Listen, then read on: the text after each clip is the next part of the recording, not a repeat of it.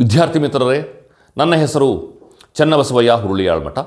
ನಾನು ಬಳ್ಳಾರಿಯ ಶ್ರೀಮತಿ ಸರಳಾದೇವಿ ಸತೀಶ್ ಚಂದ್ರ ಅಗರ್ವಾಲ್ ಸರ್ಕಾರಿ ಪ್ರಥಮ ದರ್ಜೆ ಕಾಲೇಜು ಸ್ವಾಯತ್ತ ಇಲ್ಲಿನ ಅರ್ಥಶಾಸ್ತ್ರ ವಿಭಾಗದಲ್ಲಿ ಸಹಾಯಕ ಪ್ರಾಧ್ಯಾಪಕನಾಗಿ ಕಾರ್ಯವನ್ನು ನಿರ್ವಹಿಸ್ತಾ ಇದ್ದೇನೆ.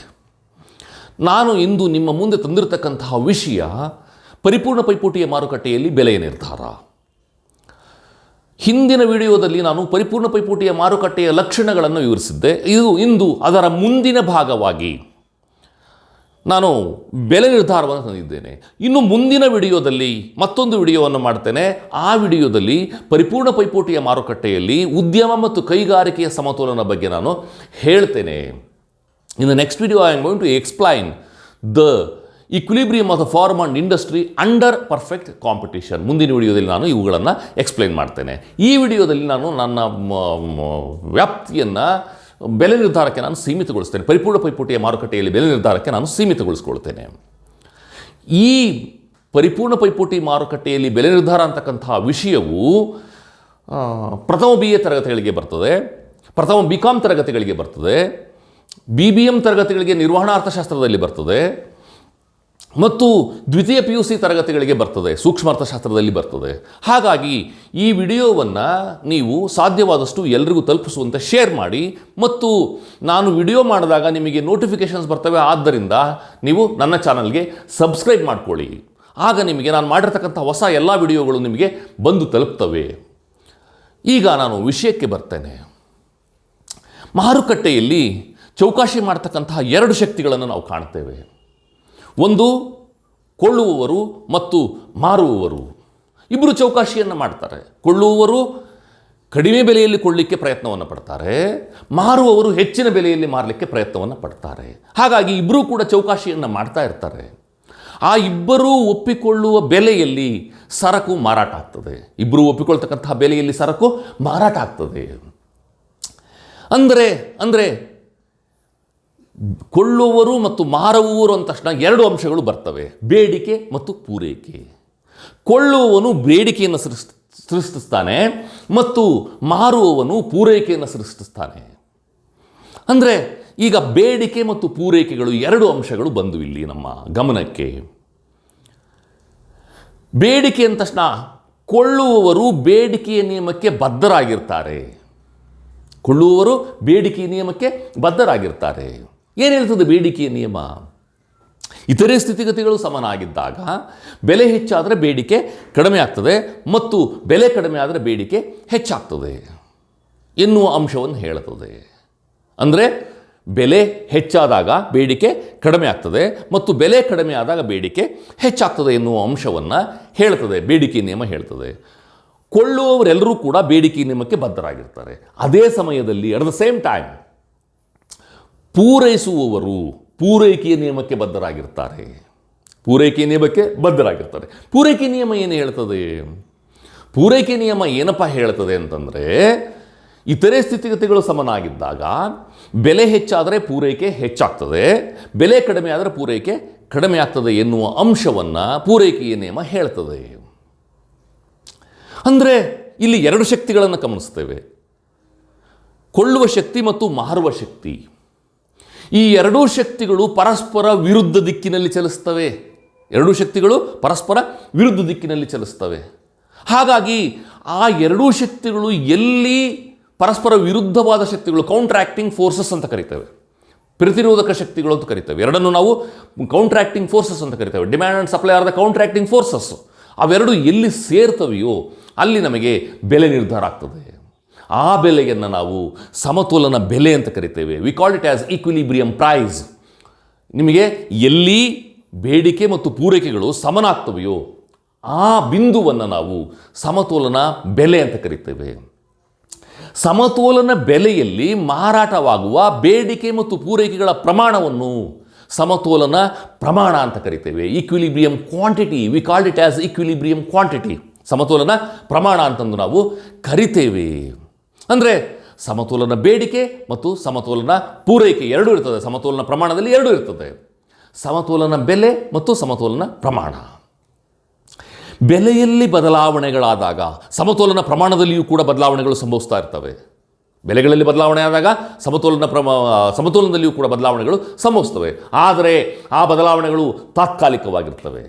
ಯಾಕೆ ಅಂತಂದರೆ ಬೇಡಿಕೆ ಮತ್ತು ಪೂರೈಕೆಗಳು ಅದನ್ನು ಮೊದಲಿನ ಸ್ಥಿತಿಗೆ ತಂದು ನಿಲ್ಲಿಸುವಲ್ಲಿ ಯಶಸ್ವಿಯಾಗ್ತವೆ. They are pushing and pulling.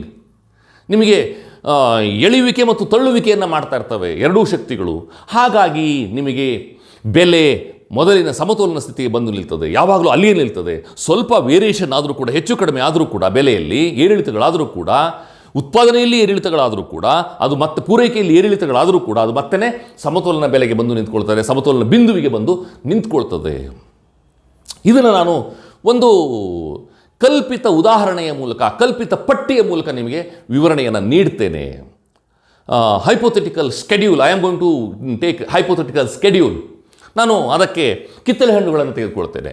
ನೋಡಿ, ಕಿತ್ತಳೆ ಹಣ್ಣುಗಳನ್ನು ತೆಗೆದುಕೊಂಡಿದ್ದೇನೆ. ಕಿತ್ತಳೆ ಹಣ್ಣಿನ ಬೆಲೆಯನ್ನು ನಾನು ಈ ಕಾಲಮಲ್ಲಿ ಹೇಳಿದ್ದೇನೆ, ಮತ್ತು ಈ ಕಾಲಮಲ್ಲಿ ಬೇಡಿಕೆಯ ಪ್ರಮಾಣವನ್ನು ಗುರುತಿಸಿದ್ದೇನೆ, ಮತ್ತು ಈ ಕಾಲಮ್ನಲ್ಲಿ ಪೂರೈಕೆಯ ಪ್ರಮಾಣವನ್ನು ಗುರುತಿಸಿದ್ದೇನೆ. ನೋಡಿ, ಕಿತ್ತಳೆ ಹಣ್ಣಿನ ಬೆಲೆ ಕೆಜಿಗೆ 20 ರೂಪಾಯಿಗಳಾದಾಗ ಬೇಡಿಕೆಯ ಪ್ರಮಾಣ 120 ಕೆಜಿಗಳಿದೆ. ಅದೇ ಸಮಯದಲ್ಲಿ ಪೂರೈಕೆಯ ಪ್ರಮಾಣ 40 ಕೆಜಿಗಳಷ್ಟಿದೆ. ಬೆಲೆ 20 ರೂಪಾಯಿಯಿಂದ 30 ರೂಪಾಯಿಗೆ ಹೆಚ್ಚಿಗೆ ಆಗಿದೆ. ಬೆಲೆ 20 ರೂಪಾಯಿಗಳಿಂದ 30 ರೂಪಾಯಿಗೆ ಹೆಚ್ಚಿಗೆ ಆಗಿದೆ. ಬೆಲೆ ಹೆಚ್ಚಾದಾಗ ಬೇಡಿಕೆಯ ಪ್ರಮಾಣ 120 ಕೆಜಿಗಳಿಂದ ಮಾರುಕಟ್ಟೆಯ ಬೇಡಿಕೆ 100 ಕೆಜಿಗಳಿಗೆ ಕುಸಿದಿದೆ. ಅದೇ ಸಮಯದಲ್ಲಿ ಮಾರುಕಟ್ಟೆ ಪೂರೈಕೆಯ ಪ್ರಮಾಣ 40 ಕೆಜಿಗಳಿಂದ 60 ಕೆಜಿಗೆ ಹೆಚ್ಚಾಗಿದೆ. ಮತ್ತು ಬೆಲೆ 30 ರೂಪಾಯಿಗಳಿಂದ 40 ರೂಪಾಯಿಗಳಿಗೆ ಹೆಚ್ಚಾದಾಗ ಬೇಡಿಕೆಯ ಪ್ರಮಾಣ 100 ಕೆಜಿಗಳಿಂದ, ಮಾರುಕಟ್ಟೆ ಬೇಡಿಕೆಯ ಪ್ರಮಾಣ 100 ಕೆಜಿಗಳಿಂದ 80 ಕೆಜಿಗಳಿಗೆ ಕಡಿಮೆಯಾಗಿದೆ. ಅದೇ ಸಮಯದಲ್ಲಿ ಮಾರುಕಟ್ಟೆ ಪೂರೈಕೆಯ ಪ್ರಮಾಣ 60 ಕೆಜಿಯಿಂದ 80 ಕೆಜಿಗೆ ಹೆಚ್ಚಿಗೆ ಆಗಿದೆ. ಮತ್ತು ಇನ್ನೂ ಬೆಲೆ ಹೆಚ್ಚಾಯಿತು ಅಂತ ಇಟ್ಕೊಳ್ಳಿ, 50 ರೂಪಾಯಿ ಕೆಜಿ ಆಯಿತು ಅಂತ ಇಟ್ಕೊಳ್ಳಿ. 50 ರೂಪಾಯಿ ಕೆಜಿ ಆದರೆ ಬೇಡಿಕೆಯ ಪ್ರಮಾಣ ಇನ್ನೂ ಕಡಿಮೆ ಆಗ್ತದೆ. ಕಿತ್ತಳೆ ಹಣ್ಣಿನ ಬೆಲೆ 50 ರೂಪಾಯಿ ಕೆಜಿ ಆಗಿದೆ ಅಂತಂದರೆ ಮಾರುಕಟ್ಟೆ ಬೇಡಿಕೆಯ ಪ್ರಮಾಣ 60 ಕೆಜಿಗಳಿಗೆ ಇಳಿತದೆ, ಮತ್ತು ಮಾರುಕಟ್ಟೆ ಪೂರೈಕೆಯ ಪ್ರಮಾಣ 100 ಕೆಜಿಗಳಿಗೆ ಹೆಚ್ಚಾಗ್ತದೆ. ಎಲ್ಲಿ ಬೇಡಿಕೆ ಮತ್ತು ಪೂರೈಕೆಗಳು ಸಮಗೊಳ್ತವೋ ಅದನ್ನು ಸಮತೋಲನ ಬಿಂದು ಅಂತ ನಾನು ಮೊದಲೇ ಹೇಳಿದ್ದೆ. ಸಮತೋಲನ ಬೆಲೆ ಅಂತ ಕರಿತೇವೆ, ಸಮತೋಲನ ಪ್ರಮಾಣ ಅಂತ ಕರಿತೇವೆ ಅಂತ ನಾನು ಹೇಳಿದ್ದೆ. ಇಲ್ಲಿ ನೋಡಿ, ಬೆಲೆ 40 ರೂಪಾಯಿ ಆಗಿದ್ದಾಗ, ಬೆಲೆ 40 ರೂಪಾಯಿಗಳಾಗಿದ್ದಾಗ ಬೇಡಿಕೆಯ ಪ್ರಮಾಣ 80 ಕೆಜಿಗಳಷ್ಟಿದೆ. ಮಾರುಕಟ್ಟೆ ಬೇಡಿಕೆ ಪ್ರಮಾಣ, ಮಾರುಕಟ್ಟೆ ಪೂರೈಕೆ ಪ್ರಮಾಣ 80 ಕೆಜಿಗಳಷ್ಟಿದೆ. ಇದನ್ನ ನಾವು ಸಮತೋಲನ ಬೆಲೆ ಅಂತ ಕರಿತೇವೆ, ಇದನ್ನ ಸಮತೋಲನ ಪ್ರಮಾಣ ಅಂತಂದು ಕರಿತೇವೆ. ಇವೆರಡನ್ನು ನಾವು ಸಮತೋಲನ ಪ್ರಮಾಣ ಅಂತ ಇದನ್ನ ಸಮತೋಲನ ಬೆಲೆ ಅಂತ ಕರಿತೇವೆ, ಇದನ್ನ ಇವೆರಡನ್ನು ಸಮತೋಲನ ಪ್ರಮಾಣ ಅಂತಂದು ನಾವು ಕರಿತೇವೆ.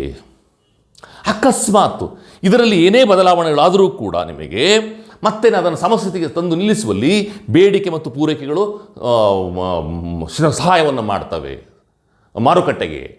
ಅದು ಮತ್ತೆ 40 ಕೆಜಿಗೆ 40 ರೂಪಾಯಿಗಳಿಗೆ ಬಂದು ನಿಲ್ಲುವಂತೆ ಮಾಡ್ತದೆ.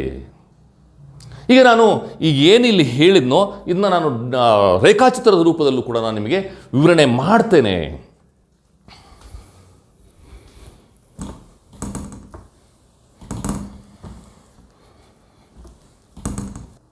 ಈಗ ನಾನು ಸ್ಕೆಡ್ಯೂಲಲ್ಲಿ ಹಾಕಿರ್ತಕ್ಕಂತಹ ಅಂಶವನ್ನು ಇಲ್ಲಿ ನಾನು ರೇಖಾಚಿತ್ರಕ್ಕೆ ಬದಲಾಯಿಸ್ತಾ ಇದ್ದೇನೆ. ರೇಖಾಚಿತ್ರದಲ್ಲಿ ನಾನು ಅದನ್ನು ಹೇಳ್ತಾ ಇದ್ದೇನೆ. ಬೆಲೆ 20 ರೂಪಾಯಿ ಇದ್ದಾಗ ಬೇಡಿಕೆಯ ಪ್ರಮಾಣ ನಿಮಗೆ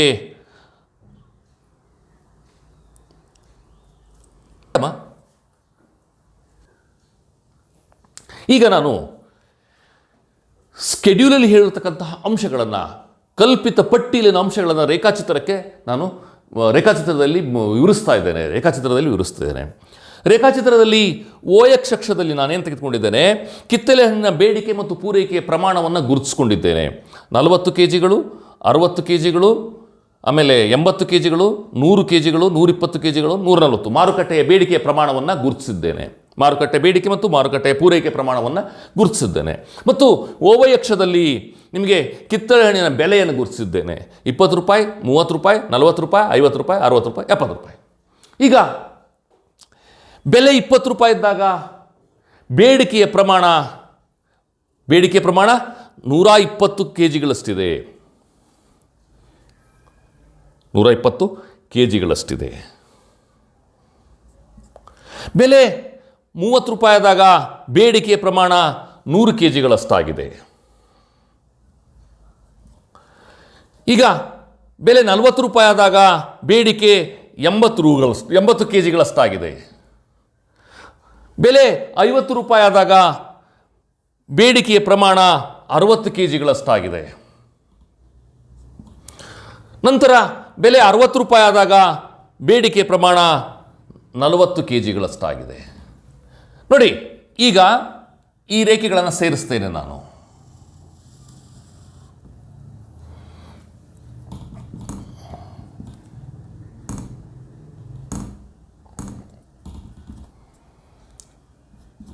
ಇದು ಬೇಡಿಕೆ ರೇಖೆಯಾಗಿದೆ. ಇದನ್ನ ನಾವು ಬೇಡಿಕೆ ರೇಖೆ ಅಂತ ಕರಿತೇವೆ, ಡಿ ಅಂತ ಕರಿತೇವೆ. ಈಗ ನಾನು ಮುಂದಕ್ಕೆ ಪೂರೈಕೆ ರೇಖೆಗೆ ಹೋಗ್ತೇನೆ. ಪೂರೈಕೆ ಬೆಲೆ, ಕಿತ್ತಳೆ ಹಣ್ಣಿನ ಬೆಲೆ 20 ರೂಪಾಯಿ ಕೆ ಜಿ ಆದಾಗ ಪೂರೈಕೆಯ ಪ್ರಮಾಣ 40 ಕೆ ಜಿಗಳಷ್ಟಿದೆ.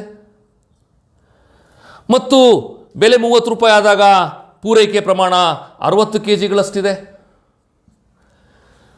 ಆಮೇಲೆ 40 ರೂಪಾಯಿ ಆದಾಗ 80 ಕೆ ಜಿಗಳಷ್ಟಾಗಿದೆ. ಆಮೇಲೆ 50 ರೂಪಾಯಿಗಳಾದಾಗ 100 ಕೆ ಜಿಗಳಷ್ಟಾಗಿದೆ. 60 ರೂಪಾಯಿ ಆದಾಗ 120 ಕೆ ಜಿಗಳಷ್ಟಾಗಿದೆ. ನಾನು ಆ ಬಿಂದುಗಳನ್ನು ಸೇರಿಸ್ತೇನೆ. ಇದನ್ನ SS ಅಂತ ಕರಿತೇವೆ, ಇದನ್ನ E ಅಂತ ಕರಿತೇವೆ. ನೋಡಿ, ಈ ಬೆಲೆಯನ್ನು ಸಮತೋಲನ ಬೆಲೆ ಅಂತ ಕರಿತೇವೆ. 40 ರೂಪಾಯಿಗಳನ್ನು ನಾವು ಸಮತೋಲನ ಬೆಲೆ. ಯಾವ ಬಿಂದುವಿನಲ್ಲಿ ಬೇಡಿಕೆಯ ರೇಖೆ ಮತ್ತು ಪೂರೈಕೆಯ ರೇಖೆಗಳು ಛೇದಿಸ್ತವೆಯೋ ಆ ಬಿಂದುವನ್ನು ನಾವು ಸಮತೋಲನ ಬೆಲೆ ಅಂತ ಕರಿತೇವೆ. ಆ ಪ್ರಮಾಣವನ್ನು ಸಮತೋಲನ ಪ್ರಮಾಣ ಅಂತಂದು ನಾವು ಕರಿತೇವೆ. ನೋಡಿ, 80 ಕೆ ಜಿಗಳನ್ನು ಮಾರುಕಟ್ಟೆ ಬೇಡಿಕೆ ಮತ್ತು ಮಾರುಕಟ್ಟೆ ಪೂರೈಕೆ ಇದೆ, 80 ಕೆ ಜಿಗಳಷ್ಟು. ಬೆಲೆಯ ಪ್ರಮಾಣ 40 ರೂಪಾಯಿ ಇದೆ. ಈ ಸಮತೋಲನ ಯಾವಾಗಲೂ ಹೀಗೆ ಇರ್ತದೆ. If there is any deviations from this, automatically adjusted itself. ತಾನಾಗಿ ಸರಿ ಹೊಂದುವ ಗುಣವನ್ನು ಇದು ಹೊಂದಿದೆ.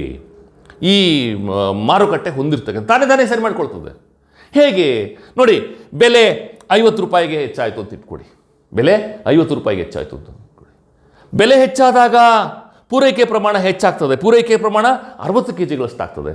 ಆದರೆ ಬೇಡಿಕೆ ಪ್ರಮಾಣ ಬೆಲೆ 50 ರೂಪಾಯಿಗಳಾದಾಗ ಬೇಡಿಕೆಯ ಪ್ರಮಾಣ 60 ಕೆ ಜಿಗಳಷ್ಟಾಗ್ತದೆ. ಆದರೆ ಪೂರೈಕೆಯ ಪ್ರಮಾಣ 100 ಕೆ ಜಿಗಳಷ್ಟಾಗ್ತದೆ. ಬೇಡಿಕೆ ಕಡಿಮೆಯಾಗಿ ಪೂರೈಕೆ ಹೆಚ್ಚಾದಾಗ ಬೆಲೆ ತಾನಾಗಿ ಇಳಿತದೆ. ಮತ್ತು ಅಕಸ್ಮಾತ್ ಬೆಲೆ 30 ರೂಪಾಯಿಗೆ ಇಳಿದಿದೆ ಅಂತ ಇಟ್ಕೊಳ್ಳಿ. 30 ರೂಪಾಯಿಗಳಿಗೆ ಇಳಿದಾಗ ನಿಮಗೆ ಬೇಡಿಕೆಯ ಪ್ರಮಾಣ 100 ಕೆ ಜಿಗಳಷ್ಟಾಗ್ತದೆ. ಆದರೆ ಪೂರೈಕೆ ಪ್ರಮಾಣ 60 ಕೆ ಜಿಗಳಿಗೆ ಕಡಿಮೆ ಆಗ್ತದೆ. ಈಗ ನೋಡಿ, ಬೆಲೆ 40 ರೂಪಾಯಿಂದ 30 ರೂಪಾಯಿಗಾದಾಗ ಬೇಡಿಕೆ ಪ್ರಮಾಣ 100 ಕೆ ಜಿಗಳು ಮತ್ತು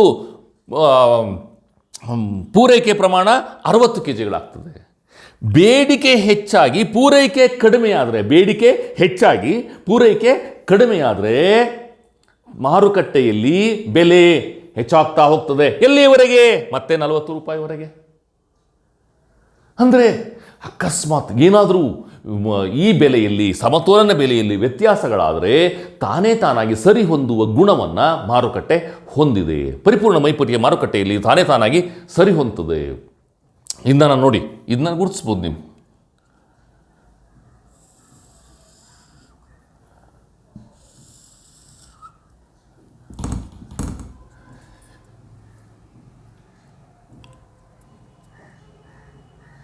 ಪಿ ಅಂತ ಕರೆಯೋಣ, ಬೇಡ, 50 ರೂಪಾಯಿ ಇದೆಯಲ್ಲ. ಓಕೆ, ಬೆಲೆ 50 ರೂಪಾಯಿಗೆ ಹೆಚ್ಚಾಯಿತು ಅಂತಂದರೆ ಇನ್ನು ನಾನು ಪಿ ಕರೆಯೋಣ. P1, P2. ಇದನ್ನ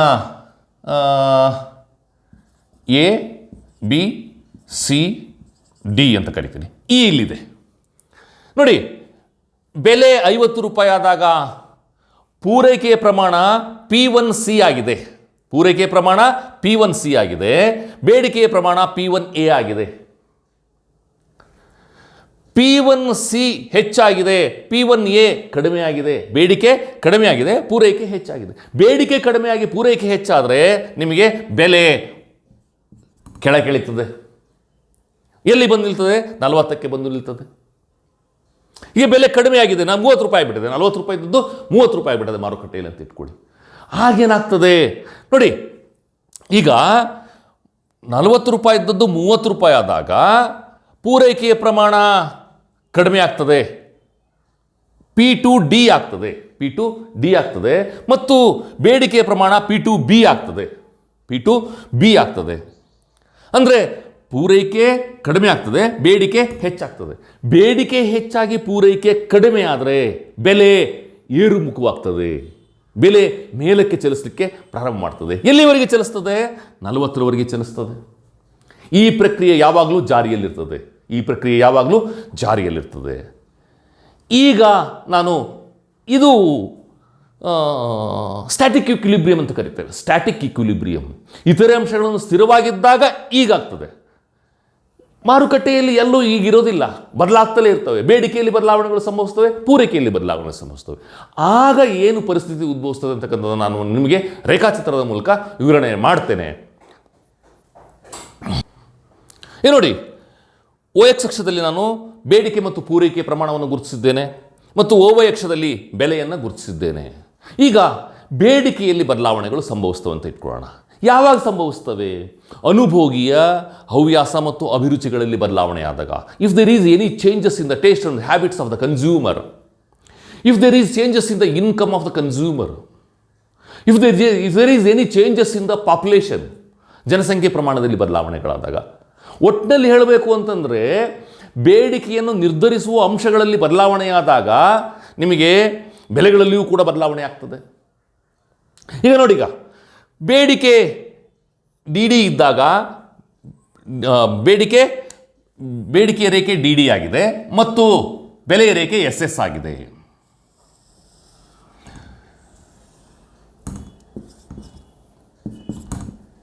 ಅಲ್ಲಿ ಬೇಡಿಕೆಯ ರೇಖೆ DD, ಪೂರೈಕೆ ರೇಖೆ SS ಅನ್ನು ಈ ಬಿಂದುವಿನಲ್ಲಿ ಛೇದಿಸಿ OP ಬೆಲೆ ನಿರ್ಧಾರ ಆಗಿದೆ, OQ ಪ್ರಮಾಣ ನಿರ್ಧಾರ ಆಗಿದೆ. ಸಮತೋಲನ ಬೆಲೆ OP ಆಗಿದೆ ಮತ್ತು ಸಮತೋಲನ ಪ್ರಮಾಣ OQ ಆಗಿದೆ. ಈಗ ಆದಾಯದಲ್ಲಿ ಏರಿಕೆಯಾಗಿದೆ ಅಂತ ಇಟ್ಕೊಳ್ಳೋಣ.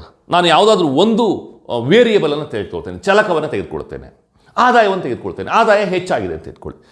ಆದಾಯ ಹೆಚ್ಚಾದಾಗ ನಿಮ್ಮ ಬೇಡಿಕೆಯ ರೇಖೆ ಬದಲಾಯಿಸ್ತದೆ, ಸ್ಥಾನಪಲ್ಲಟ ಆಗ್ತದೆ, ಬದಲಾಯ್ತದೆ, ತನ್ನ ಸ್ಥಾನವನ್ನು ಬದಲಾವಣೆ ಮಾಡ್ತದೆ. ಪೂರೈಕೆ ರೇಖೆ ಅಲ್ಲೇ ಇರ್ತದೆ, ಆದರೆ ಬೇಡಿಕೆ ಹೆಚ್ಚಾಗ್ತದೆ. ಅರ್ಥವ್ಯವಸ್ಥೆಯಲ್ಲಿ ಎಲ್ಲ ಜನಗಳು ಆದಾಯ ಹೆಚ್ಚಾಗಿದೆ ಅಂತ ಇಟ್ಕೊಳ್ಳೋಣ. ಆಗ ಬೇಡಿಕೆ ರೇಖೆ DDಯಿಂದ D1ಗೆ ಬದಲಾಯಿಸ್ತದೆ, ಸ್ಥಾನಪಲ್ಲಟಗೊಳ್ಳುತ್ತದೆ. ಯಾವಾಗ ನಿಮಗೆ ಬೇಡಿಕೆಯ ರೇಖೆ DDಯಿಂದ D1ಗೆ ಹೋಗ್ತದೋ ಬೆಲೆ OPಯಿಂದ OP1ಗೆ ಹೆಚ್ಚಾಗ್ತದೆ, ಬೆಲೆ OP1ಗೆ ಹೆಚ್ಚಾಗ್ತದೆ ಮತ್ತು ಸಮತೋಲನ ಪ್ರಮಾಣವು ಕೂಡ OQ1ಗೆ ಹೆಚ್ಚಾಗ್ತದೆ, OQ1ಗೆ ಹೆಚ್ಚಾಗ್ತದೆ. ಅಂಡ್ ವೈಸ್ ವರ್ಸ. ತದ್ವಿರುದ್ಧವಾಗಿ ಈಗ DD ರೇಖೆಯಿಂದ DD ಮತ್ತು SS ರೇಖೆ ಇದ್ದಾಗ ಸಮತೋಲನ ಬಿಂದು E ಇದೆ, ಬೆಲೆ OP ಇದೆ, ಸಮತೋಲನ ಬೆಲೆ OP ಇದೆ. ಈಗ DDಯಿಂದ ಏನಾಗಿದೆ? ಬೇಡಿಕೆಯ ಪ್ರಮಾಣ ಕಡಿಮೆ ಆಗಿದೆ, ಯಾವುದೋ ಕಾರಣದಿಂದ ಕಡಿಮೆ ಆಗಿದೆ. ಆದಾಯ ಕಡಿಮೆ ಆಗಿದೆ ಅಂತ ಇಟ್ಕೊಳ್ಳೋಣ, ಆದಾಯ ಕಡಿಮೆ ಆಗಿದೆ ಅಂತ ಇಟ್ಕೊಳ್ಳೋಣ. ಆದಾಯ ಕಡಿಮೆಯಾದಾಗ ಬೇಡಿಕೆ ರೇಖೆ DDಯಿಂದ D2ಗೆ ಇಳಿತದೆ, ಸ್ಥಾನಪಲ್ಲಟವಾಗ್ತದೆ. ಸ್ಥಾನಪಲ್ಲಟವಾದಾಗ ಹೊಸ ಸಮತೋಲನ ಬಿಂದು E2 ಆಗ್ತದೆ, ಹೊಸ ಸಮತೋಲನ ಬಿಂದು E2 ಆಗ್ತದೆ. ಅಲ್ಲಿ ಹೊಸ ಸಮತೋಲನ ಬಿಂದುವಿನಲ್ಲಿ ಬೆಲೆಯ ಪ್ರಮಾಣ OP2 ಆಗ್ತದೆ ಮತ್ತು ಸಮತೋಲನ ಪ್ರಮಾಣ ಬೆಲೆ OP2 ಆಗ್ತದೆ, ಸಮತೋಲನ ಪ್ರಮಾಣ OQ2 ಆಗ್ತದೆ, OQ2 ಆಗ್ತದೆ. ನೋಡಿ, ಆದಾಯದಲ್ಲಿ ಬದಲಾವಣೆಯಾದಾಗ ಬೇಡಿಕೆ ರೇಖೆ ಏನಾಗ್ತದೆ, ಡಿಯಿಂದ ಡಿ1 ಹೋಗ್ತದೆ, ಡಿ1 ಹೋಗ್ತದೆ ಅಥವಾ ಡಿ2 ಬರ್ತದೆ. ಹೆಚ್ಚಾದರೆ ಮೇಲ್ಮುಖವಾಗಿ ಚಲಿಸ್ತದೆ ಬೇಡಿಕೆ ರೇಖೆ, ಕಡಿಮೆ ಆದರೆ ಕೆಳಮುಖವಾಗಿ ಚಲಿಸ್ತದೆ. ಇವನ್ನ ಚಲಕಗಳು ಅಂತ ಕರಿತೇವೆ. ಚಲಕಗಳಲ್ಲಿ ಬೇಡಿಕೆಯನ್ನು ನಿರ್ಧರಿಸುವ ಚಲಕಗಳಲ್ಲಿ ಬದಲಾವಣೆಯಾದಾಗ ಅದು ಸ್ಥಾನಪಲ್ಲಟವಾಗ್ತದೆ. ಮೇಲಕ್ಕೆ ಹೋದರೆ ಬೆಲೆ, ಬೇಡಿಕೆ ಹೆಚ್ಚಾದರೆ ಬೆಲೆಯೂ ಹೆಚ್ಚಾಗ್ತದೆ, ಬೇಡಿಕೆ ಕಡಿಮೆ ಆದರೆ ಬೆಲೆಯೂ ಕಡಿಮೆ ಆಗ್ತದೆ. ಇದು ಬೇಡಿಕೆಯಲ್ಲಿ ಬದಲಾವಣೆಯಾದಾಗ ಸಂಭವಿಸ್ತಕ್ಕಂಥದ್ದು. ಇನ್ನು ನಾನು ಇನ್ನೊಂದು ಡಯಾಗ್ರಾಮ್ ಹಾಕಿ ನಿಮಗೆ ಪೂರೈಕೆಯಲ್ಲಿ ಬದಲಾವಣೆಗಳಾದಾಗ ಹೇಗೆ ಆಗ್ತದೆ ಅಂತಕ್ಕಂಥದ್ದು ನಾನು ವಿವರಣೆ ಮಾಡ್ತೇನೆ. ಈಗ ನಾನು ಪೂರೈಕೆಯಲ್ಲಿ ಬದಲಾವಣೆಗಳು ಸಂಭವಿಸಿದಾಗ ಮಾರುಕಟ್ಟೆಯಲ್ಲಿ ಹೇಗೆ ಬೆಲೆಯಲ್ಲಿ ಬದಲಾವಣೆಗಳಾಗ್ತವೆ ಅಂತಕ್ಕಂಥದ್ದನ್ನು ವಿವರಣೆ ಮಾಡ್ತೇನೆ. ಪೂರೈಕೆಯಲ್ಲಿ ಯಾವಾಗ ಬದಲಾವಣೆಗಳು ಸಂಭವಿಸ್ತವೆ? ಪೂರೈಕೆಯಲ್ಲಿ ತಂತ್ರಜ್ಞಾನದಲ್ಲಿ ಬದಲಾವಣೆ ಆದಾಗ ಸಂಭವಿಸ್ತದೆ, ಅಥವಾ ಹೊಸ ಸರಕುಗಳು ಆವಿಷ್ಕಾರವಾದಾಗ ನಿಮಗೆ ಬೇಡಿಕೆಯಲ್ಲಿ ಬದಲಾವಣೆಗಳು ಸಂಭವಿಸ್ತವೆ, ಅಥವಾ ಯಾವುದಾದ್ರೂ ಹೊಸ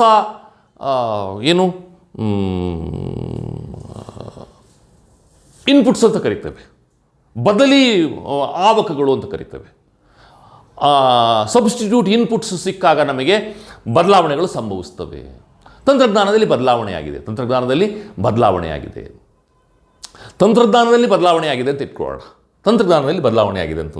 ಇಟ್ಕೊಳ್ಳೋಣ. ಈಗ ತಂತ್ರಜ್ಞಾನದಲ್ಲಿ ಬದಲಾವಣೆಯಾದಾಗ ನೋಡಿ, ಪೂರೈಕೆಯ ರೇಖೆ, ಬೇಡಿಕೆ ರೇಖೆ ಮತ್ತು ಪೂರೈಕೆ ರೇಖೆಗಳು, ಪೂರೈಕೆ ರೇಖೆ SS ಮತ್ತು ಬೇಡಿಕೆ ರೇಖೆ DD ಈ ಬಿಂದುವಿನಲ್ಲಿ ಛೇದಿಸಿ ಬೆಲೆ OP ಆಗಿದೆ ಮತ್ತು ಪ್ರಮಾಣ OQ ಆಗಿದೆ. ಈಗ ಏನಾಗ್ತದೆ, ತಂತ್ರಜ್ಞಾನದಲ್ಲಿ ಬದಲಾವಣೆಯಾಗಿದೆ ಅಂತ ಇಟ್ಕೊಳ್ಳಿ. ತಂತ್ರಜ್ಞಾನದಲ್ಲಿ ಬದಲಾವಣೆಯಾದಾಗ ಪೂರೈಕೆ ಹೆಚ್ಚಾಗ್ತದೆ. ಅಂದರೆ ಪೂರೈಕೆಯ ರೇಖೆ ಬಲಕ್ಕೆ ಚಲಿಸ್ತದೆ. ನೋಡಿ, SS ಇಂದ S2ಗೆ ಚಲಿಸ್ತದೆ. S2ಗೆ ಚಲಿಸಿದಾಗ ಏನಾಗ್ತದೆ ಅಂತಂದ್ರೆ ನಿಮಗೆ ನೋಡಿ, ಬೆಲೆ ಕಡಿಮೆಯಾಗಿ ಪೂರೈಕೆಯ ಪ್ರಮಾಣ ಹೆಚ್ಚಾಗ್ತದೆ, ಬೆಲೆ P2 ಇಳಿತದೆ, ಪೂರೈಕೆ OQ2 ಆಗ್ತದೆ. ಇಲ್ಲಪ್ಪ, ಇರೋ ಮೆಷಿನ್ಗಳೆಲ್ಲ ಕೆಟ್ಟೋಗ್ಬಿಟ್ಟವೆ, ತಂತ್ರಜ್ಞಾನದಲ್ಲಿ ಹಾಳಾಗ್ಬಿಟ್ಟದೆ ನಮ್ಮ ತಂತ್ರಜ್ಞಾನ, ಪೂರೈಕೆ ಮಾಡಲಿಕ್ಕೆ ಸಾಧ್ಯ ಆಗ್ತಾ ಇಲ್ಲ ಅಂತಂದಾಗ ನಿಮಗೆ ಪೂರೈಕೆ ಪ್ರಮಾಣ ಕಡಿಮೆ ಆಗ್ತದೆ. ಪೂರೈಕೆಯ ಪ್ರಮಾಣ ಕಡಿಮೆಯಾದಾಗ ಪೂರೈಕೆ ರೇಖೆ ಎಡಭಾಗಕ್ಕೆ ಚಲಿಸ್ತದೆ. SS ಇಂದ S1ಗೆ ಚಲಿಸ್ತದೆ. S1 ರೇಖೆಯು ಬೇಡಿಕೆಯ ರೇಖೆ DDಯನ್ನು E1 ಬಿಂದುವಿನಲ್ಲಿ ಛೇದಿಸಿದೆ. ಅಲ್ಲಿ ಬೆಲೆಯ ಪ್ರಮಾಣ ನೋಡಿ OP1 ಆಗಿರ್ತದೆ ಮತ್ತು ಪ್ರಮಾಣ, ಬೇಡಿಕೆ ಮತ್ತು ಪೂರೈಕೆಯ ಪ್ರಮಾಣ OQ1 ಆಗಿರ್ತದೆ. ಅಂದರೆ ಪೂರೈಕೆಯಲ್ಲಿ ಬದಲಾವಣೆಯಾದಾಗ ನಿಮಗೆ ಬೆಲೆಯಲ್ಲಿಯೂ ಕೂಡ ಬದಲಾವಣೆಗಳು ಸಂಭವಿಸ್ತವೆ, ಪ್ರಮಾಣದಲ್ಲಿಯೂ ಕೂಡ ಬದಲಾವಣೆಗಳು ಸಂಭವಿಸ್ತವೆ. ಇದಿಷ್ಟು ಪರಿಪೂರ್ಣ ಪೈಪೋಟಿಯ ಮಾರುಕಟ್ಟೆಯಲ್ಲಿ ಬೆಲೆ ನಿರ್ಧಾರ ಮತ್ತು ಬೇಡಿಕೆ ಹಾಗೂ ಪೂರೈಕೆಯಲ್ಲಿ ಬದಲಾವಣೆಯಾದಾಗ ಹೇಗೆ ಸಮತೋಲನ ಸಂಭವಿಸ್ತದೆ ಅಂತಕ್ಕಂಥದ್ದು ನಾನು ಈ ವಿಡಿಯೋದಲ್ಲಿ ನಿಮಗೆ ಎಕ್ಸ್ಪ್ಲೈನ್ ಮಾಡಿದ್ದೇನೆ. ಧನ್ಯವಾದಗಳು.